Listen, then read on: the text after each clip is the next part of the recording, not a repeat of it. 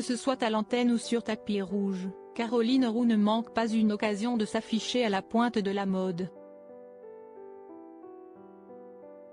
La journaliste suit les tendances et prend plaisir à assembler certaines pièces pour faire des looks d'enfer. Mais cela lui vaut bien des critiques. En interview, elle réplique.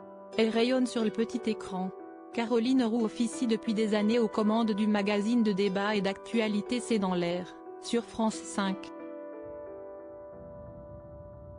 Et le moins que l'on puisse dire, si est que même si elle aborde des sujets souvent lourds, la journaliste de 51 ans se montre toujours pétillante. Ses tenues n'y sont d'ailleurs pas pour rien. Lors de ses passages télévisés, la charmante blonde s'affiche toujours tirée à 4 épingles. Ses looks ne sont pas toujours vus d'un bon œil. Dans les pages de télé 7 jours, en kiosque ce lundi 22 janvier 2024, elle s'explique à ce sujet.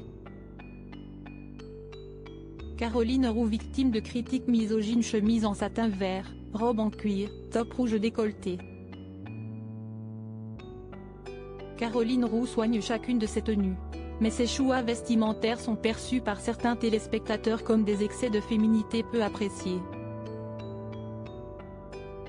Questionnée par nos confrères sur ses remarques déplacées quant à ses looks, cette maman à la tête d'une famille recomposée de 4 enfants confirme.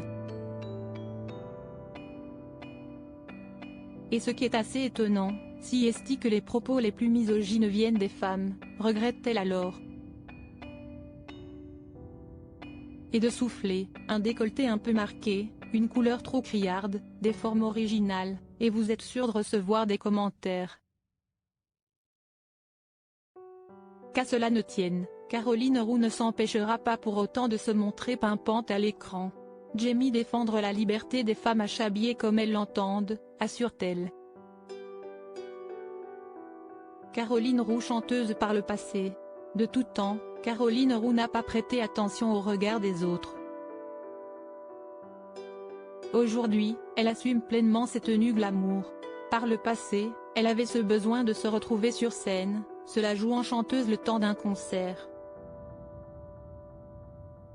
Jeune, je chantais dans un groupe pop à Grenoble, où j'ai grandi. À chaque fois que je montais sur scène, c'était un vertige. J'ai sans doute eu besoin de moments d'adrénaline. Et à l'époque, ça passait par la scène. Se souvient l'épouse du patron de Facebook, Laurent Soli. Désormais, toujours aussi fan de musique, elle se contente d'explorer les plateformes de streaming.